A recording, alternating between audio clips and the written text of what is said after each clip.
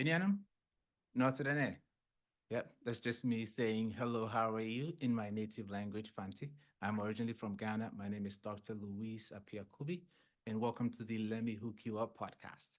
On this podcast, I share with you any and everything that I know about mental health as a clinical psychologist or in the field of psychology that I think you could benefit from, right? If there's anything you need me to hook you up with, let me know, shoot me a DM or in the comments section, and there will be a video on it in the near future.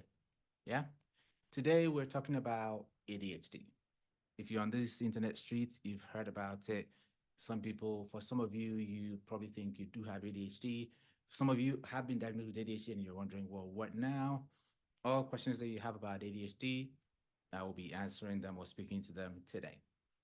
And if there's any more, let me know and we'll speak about it some more.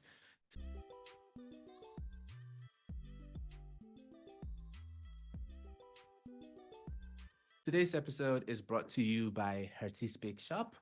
If you need wedding cakes, anniversary cakes, any celebrations, cakes, treats, reach out to them. If you're in the Columbus, Ohio area, they've got you, they'll sort you out. They're great. And great professionalism, they're on time, easy to work with. You know, let them know Luis sent you. They're my friends. They'll hook you up. So, what is ADHD? ADHD is a condition that makes it persistently difficult for folks to pay attention, hold on their concentration for a long period of time, for in some cases for people to sit still, makes it really difficult for people to sit still. And one of the most difficult aspects of it makes it difficult for people to control their immediate impulses, right? ADHD is a neurodevelopmental disorder. And what that means is that for folks who have it, you've always had it. So ADHD is something that starts in childhood, right? So just a quick tip right now, if somebody says, oh, this has never been an issue for me. 2 years ago, I caught ADHD. That's not ADHD you're talking about. ADHD, you don't catch ADHD as an adult. It's something that has to have been present all through childhood. Yeah. Now, if you're not in the field of psychology or if you don't follow a lot of mental health pages on social media, you probably know ADHD to be about that kid that is running around, bouncing off the walls and is getting into trouble, and everybody thinks he's a bad kid. And while that kid, in fact, likely has ADHD, there are three types or presentations of ADHD. There's ADHD inattentive type. I bet you didn't know about that one. There's ADHD hyperactive impulsive type. That's the one you know.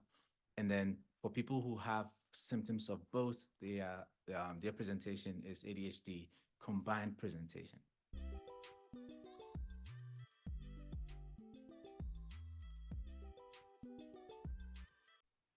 So let's run through the symptoms of ADHD inattentive presentation, right? Now I have some examples for you. First one here, often fails to pay close attention to details or makes careless mistakes, right? So that will be the friend that you know that every other text you receive from them has a typo in it. And it's the same thing when they're in school. It's the same thing when they do work. If you don't read over their work or if somebody doesn't proofread for them, it's filled with mistakes. They're smart enough. They do really, really, really well if somebody proofreads for them, but they often make those mistakes. Yeah. The next one here often has difficulty sustaining attention, right? This is the person that is very, very good at starting projects, but then the attention and the motivation to see it through is next to non-existent, right? They don't have the attention to sustain and see a project through or see something through. If you give them a job to do and they have to kind of pay attention and give mental effort for about an hour, they might jump at it, do it for 15 minutes, and then wah wah, it falls off. That's what this one is talking about.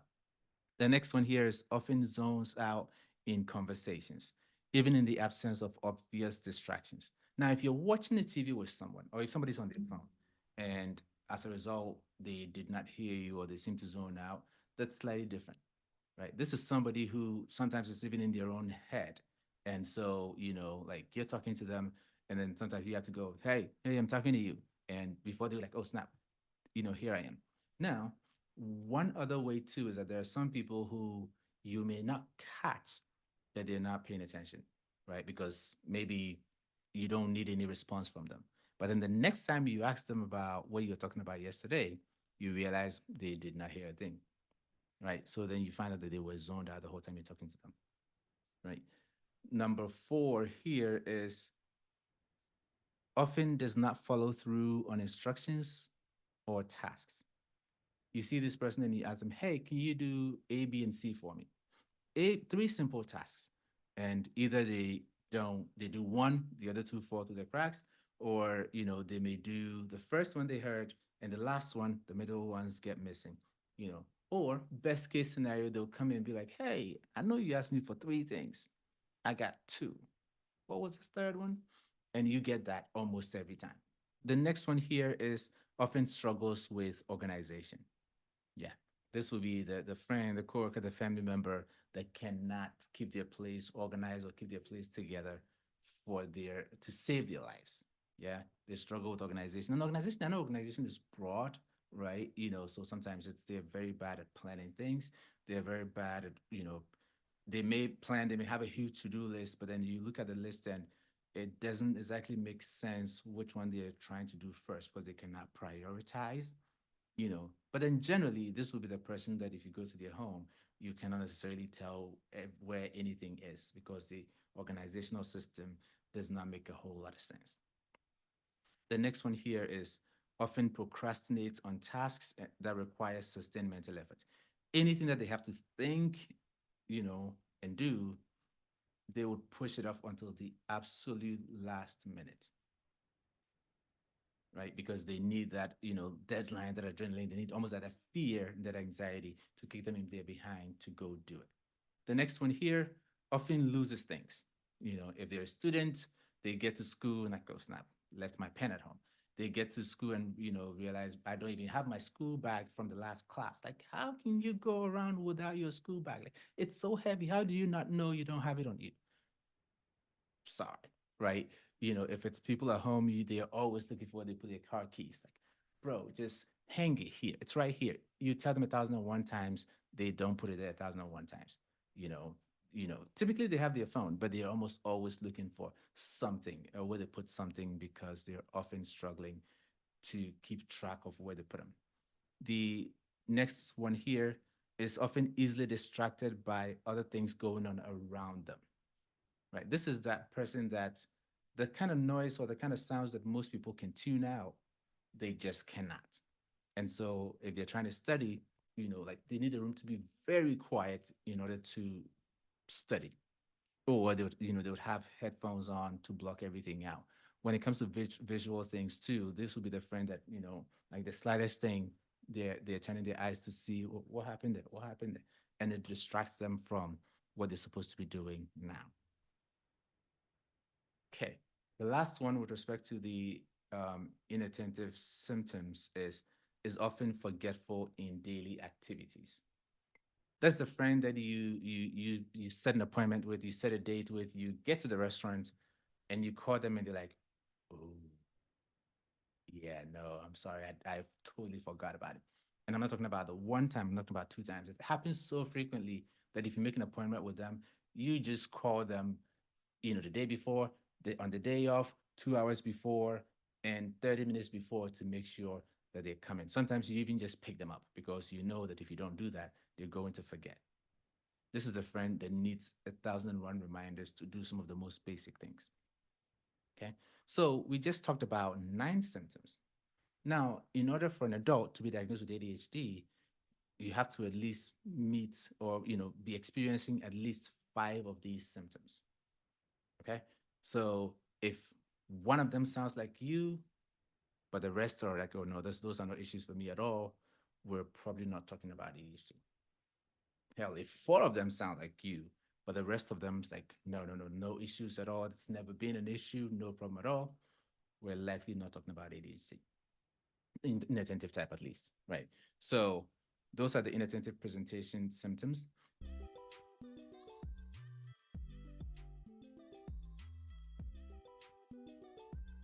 Let's talk about symptoms of ADHD, hyperactive, impulsive type. You know, First one here is often fidgets or taps hands, feet, or squirms in their seat. always doing something, always moving in the seat, can't sit still, always tapping their hands, always, playing with the, doing something because they're not great at just being, there's a lot of fidgeting. The next one here is often leave seat, even in situations where remaining seating is expected, right? So if you're a student, for example, they're not great at sitting through a 30-minute class or a 1 hour lecture in waiting for the teacher's break. They're the kind of students that if they can, they get up and go stand in the back, or they'll say, oh, they take a break to go to the bathroom when they really don't need to go, but they just need to almost like shake their wiggles out. Yeah. um if in kids, of course, this is the kid that is, you have to give them a huge punishment just for them to sit in their seat, right? But I reckon that I'm talking more to adults, so let's stay there for now. The next one here is that the person is often restless. They're not good at just being, so it's almost like they're always shaking is they're always restless, they're not good at just resting, you know Okay. The next one here is often loud in leisure or play activities. This is that friend that if they're playing games in the other room, their voice is heard over everybody else's. And you're often needing to say, hey, stop yelling, I'm right here. Chill. Like, why are you always yelling? Why are you always so loud? It's the coworker that, you always have to go knock on the cubicle and say, hey, bro, bring it down. Yeah. The next one here is often on the go, as if driven by a motor, right? Once again, this one in children is the kid that is just bouncing on the walls, running, does not know to stop, and runs from minute one all the way till they have to, until like they're literally falling asleep. That's my son, but that's a conversation for another day. Yeah.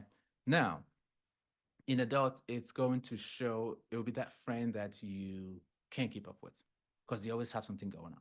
Like, oh, I'm bored, let's go do this. I'm bored, let's go do this. Oh, it's this weekend, there's nothing going on, let's go here. It's like, bro, relax. We just finished a 40-hour week. Let's just rest this weekend. Yeah, no, that's not that friend. They always have something going on. They always want to be doing something because they're not great at just being. So as adults, the way they effectively direct that energy is they always have something going on. Yeah. Okay. The next one here is often talks excessively. Casapoli, right? They cannot stop talking for the lives of them. This is a friend that is always rattle, rattle, rattle, rattle, rattle, rattle. Okay, bro, breathe. It's a friend you want to tell, hey, just be quiet and just breathe for a moment, right? That's that friend. The next one here often blurts out answers or completes other people's sentences. Like you're asking them a question and you almost never finish the question you're asking and they have an answer for you. And sometimes they feel like they're gonna forget. Other times it's just a case of they're not good at controlling their impulse to not blurt out an answer when they think they know it. Right. Next one here often has difficulty waiting in lines. So their patience is next to zero. They may not necessarily be angry or have road rage or anything, but they're not good at waiting. They hate traffic. They hate the level of traffic that most people can get through with no problem. You go to a grocery store, it's two people in a line, they're going to be that friend, that meme that keeps going around trying to get a shorter line, only to then realize that it's longer over there, and then they come back to their line and their line is now even longer, but they're just not going to stop because they're not great at just waiting in line and following along, right? The last one here is often interrupts or intrudes on others. Once again, they will not let you finish a thought. They're not good at respecting boundaries. You're doing something and they're not invited. It's an A and B conversation and they see themselves right in there. That's that kind of friend. Out of these 9 symptoms we've talked about, in order to be diagnosed with ADHD, predominantly hyperactive impulsive presentation, the individual has to meet at least 5 of these symptoms. If it's a child, they have to meet 6, but again, we're talking to adults. Now, one word that I mentioned a lot, and I hope you paid attention to, is often. For it to be an ADHD symptom criteria, these are not things that the person does every now and then. It's something that they do so often that when you're describing it, or when somebody is describing it like I'm doing, their name comes to your mind because oh yeah, that sounds exactly like this person. They do it so often, you know them for it, they know themselves for it. Everybody that knows them well knows that that sounds like them. That's often, right?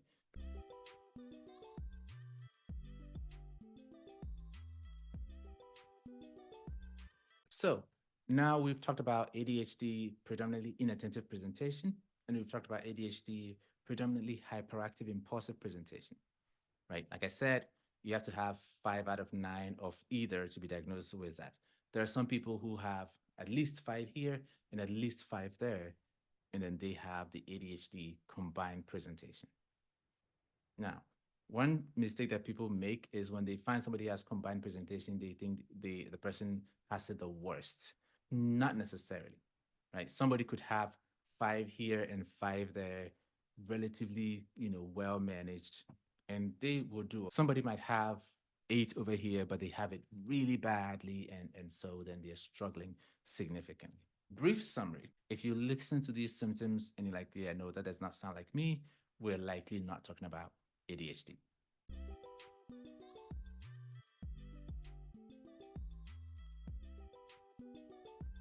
So, the next thing for us to talk about is how differently these symptoms can look in different people, right? So, for example, the symptom that says often fails to pay close attention to details or makes careless mistakes, right? There is that friend that is a happy go lucky, and so they would always write the emails or write a text and just send it. Doesn't care if every now and then there's a mistake. They don't care that every time you're needing to text back and say, "Hey, what are you trying to say?" There's so many typos in the text. They will keep doing it the same way, right? So you can see a friend or somebody you know whose presentation is that way. A different way that this could also present is a person who writes a text, reads over it, read over it one more time, read over it a third time to make sure they've caught all the mistakes before they actually send it, right? This person, when you get a text, has no typos in it, but it took them 3 times longer just to get, that text to you.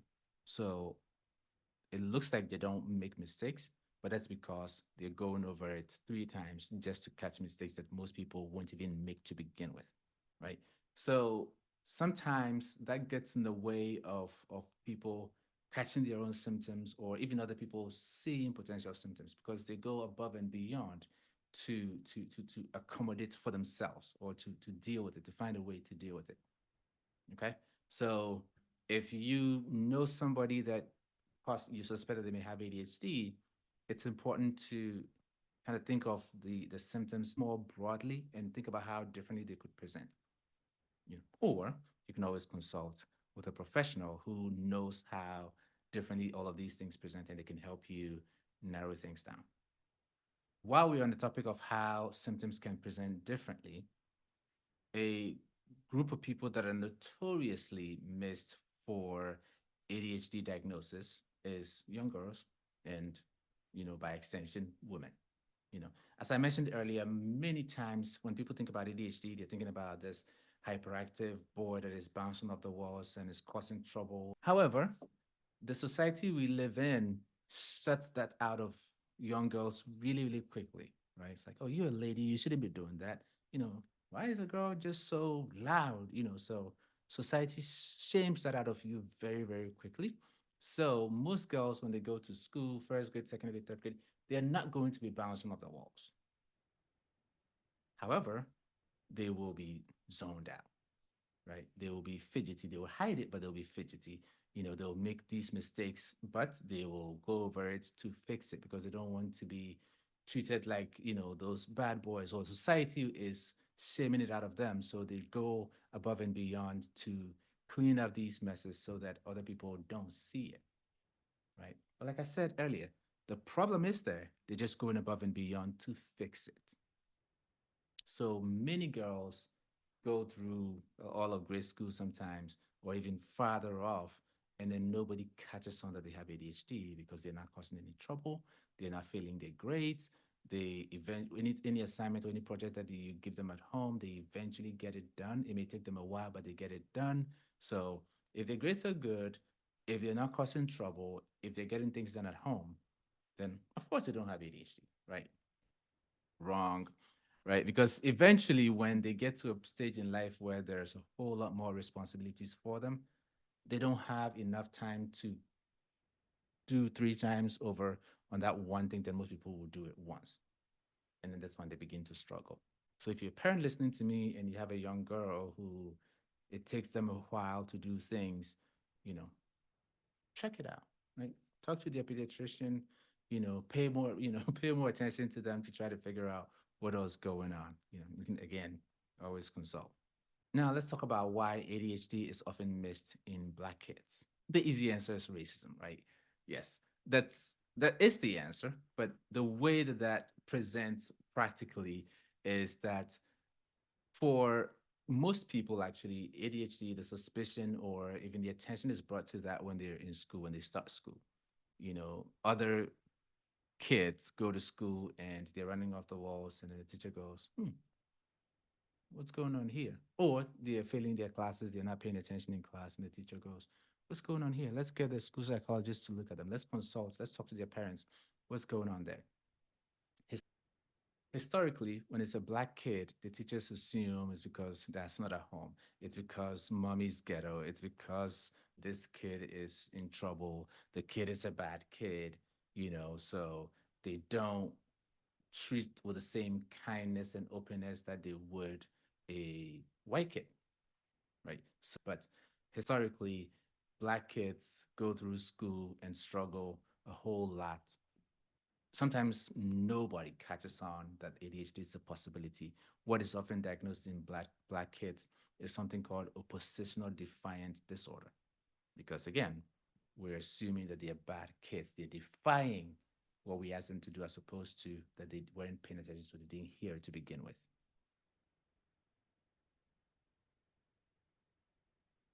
If you're a teacher or anyone who works with kids and you're listening to me, yeah, just pay attention to this, right? And it's work that we're all doing on a day by day to make sure we watch our biases because we want to do the best that we can for all the kids that we work with.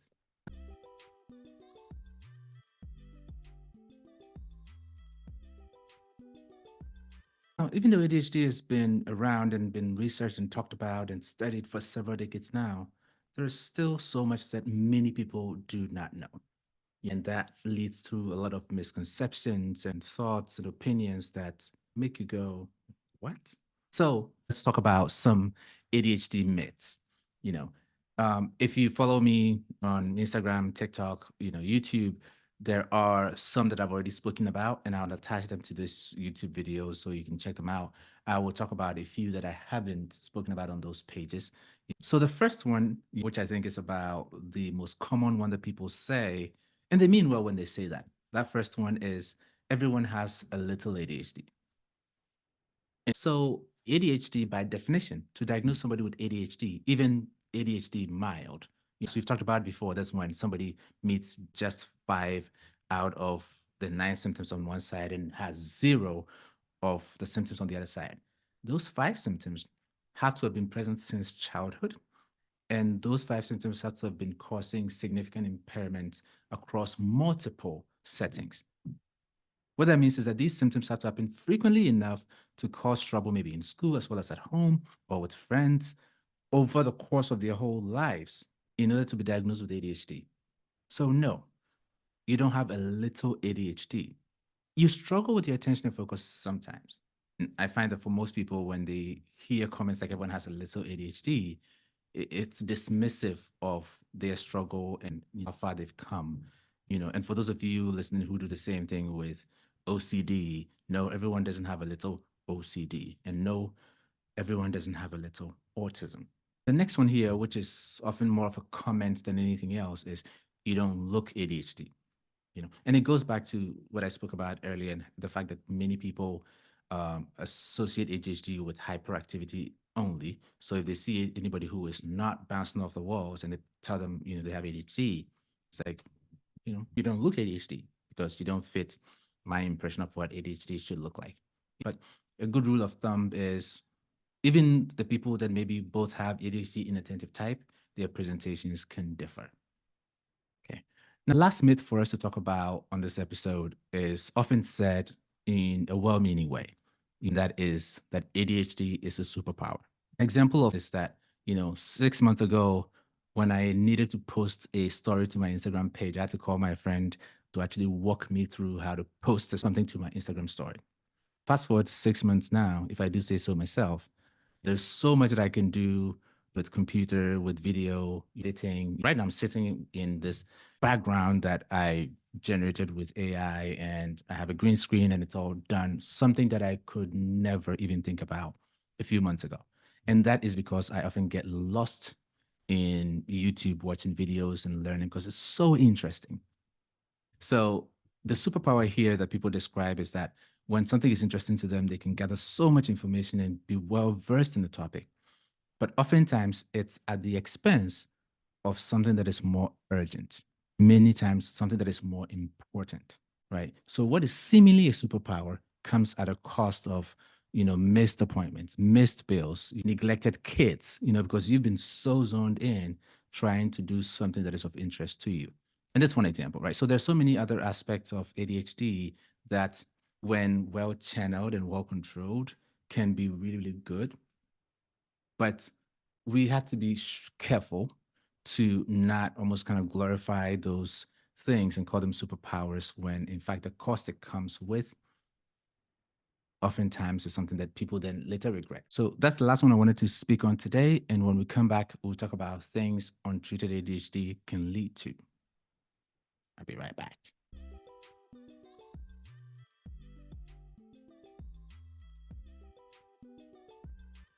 I'm about to mention a few things and I'm going to ask you what they all have in common. Anxiety, depression, insomnia, obesity, poverty or bankruptcy, relationship issues, etc. You guessed it. These are all things that untreated ADHD can lead to, right? Once again, there are videos on my page that I'll attach to the YouTube video. For those of you listening to it on Spotify, you can always check it out on YouTube to see the videos of how ADHD can lead to anxiety and depression. I've made videos on those. I call them the straight line from ADHD to anxiety. And so I'll spend this time maybe speaking about the straight line from ADHD to bankruptcy or poverty, and then we'll do the relationship issues, right? As I was mentioning with the example about how you can, focus on something and lose track of things that are more urgent, there are many people with ADHD who may have the money in their accounts to pay the bill, right? But because they're not paying attention and they don't have auto pay set up, the bill will be due and they'll miss it. And now there's a late penalty to it. And sometimes because of difficulty managing their impulses and their emotions, they're so mad that there is a late fee that they ignore that too. And now before you know it, it's compounding. And that can quickly cost you a whole lot of money in a way that messes up your credit and sets you right down a very, very bad spiral. And that's just one example. Of course, it's typically going to be a combination of several small, small moves. If you're somebody who, again, has the impulsive aspects of it, you're going to buy things you don't need. And then you later realize you don't need them, yes. And you plan to return them, yes. But then you forget to return them. And now the return period is over and you're stuck with something you don't need. So when you go to people with ADHD's homes, sometimes they may look like they bought things, and it's not out of any other need except they bought it thinking they would need it, they forgot to return it, and now they're stuck with it. But then they've already lost the money, so now they're broke. So this is kind of one way that ADHD can lead to significant financial issues. ADHD can lead to significant relationship issues. Because with this example that I just gave you, if you have a partner that is more conscientious with money, they'll be angry at you that you spend so much money on something you don't need and forgot to return again. Now we're stuck with something we don't need. Or if you're in charge of bills, they'll be angry with you that you didn't pay the light bill and now our light is cut off and the kids need to sleep in darkness, or the kids need to, be so hot because the AC is off. And then even in friendships, if you're the friend that's when you make appointment with your friends, you often don't show up and you're that flaky friend, it will be funny for a little bit, but after a while, people will begin to pull back. Because if I can't depend on you, what use is this friendship? If every time I invite you or I'll call you to come help me out with something, you forget and you don't show up, this friendship will break down. The last thing for us to talk about as to something that untreated ADHD can lead to is sleep issues, insomnia, and significant sleep issues. And that one is typically very sneaky because it starts with quote unquote innocent thoughts, right? You're going to bed and there's something you're daydreaming about or you're thinking about. And because it's so interesting and you're daydreaming and you're thinking about it, it keeps you awake because you are alive, daydreaming and fantasizing or whatever it is. Next thing you know, it's midnight and you have to wake up at 6 a.m. Finally, you're so tired that you can help it, but you fall asleep. So you wake up the next day with only 6 hours of sleep. Nighttime comes. Here's another thing. And then same thing again. Before you know it, now your body's used to sleeping just about 6 hours. And ultimately that piles up. And then when you're constantly wired and sleepy, your focus is even. So I guess the reason why it's important for us to talk about things untreated ADHD can lead to is to encourage people to seek treatment if they in fact think they have ADHD. Right. So don't get into the hype of ADHD being a superpower and be like, well, I don't want my personality to change, so I'm not going to seek treatment, because I don't think your personality is somebody with insomnia, depression, anxiety, and significant relationship issues.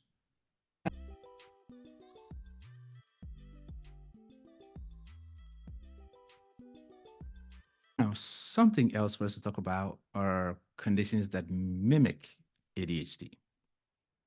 Once again, it's some of the usual suspects, right? Depression, anxiety, sleep issues can look very, very similar to ADHD. So think about somebody who is consistently anxious and has this long history of anxiety.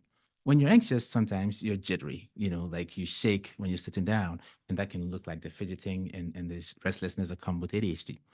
When you are anxious, oftentimes you're preoccupied in your mind about whatever you're anxious about, right? Whatever you have to do the next day, you're anxious about it. And if you are anxious, that means that you can't focus on what's in front of you.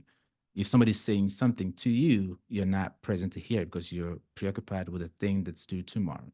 And then also, it's so much energy to manage anxiety. As you try to manage your anxiety, you're just constantly drained. And when you're drained, you have no energy to actually do what you'd like to do. So you're going to push it off to the next day. Think about depression, for example. One of the main symptoms of depression is lack of motivation, low energy, low mood. If you have low energy, low mood, and you're not motivated to do the thing, you're going to procrastinate, you're going to push it off, right? So when you have a long history of depression, it may look very, very similar to somebody with ADHD. And that's why it's important to talk to a professional because then we know all of the right questions and all of the right tests to give you to help tease those things apart.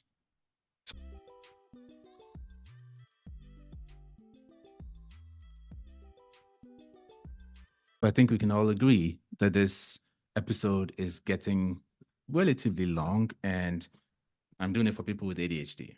If they see that it's too long, they're not going to watch it. So we're going to pause this episode here, and then I'll release episode 2 in the course of the week if I don't procrastinate on that.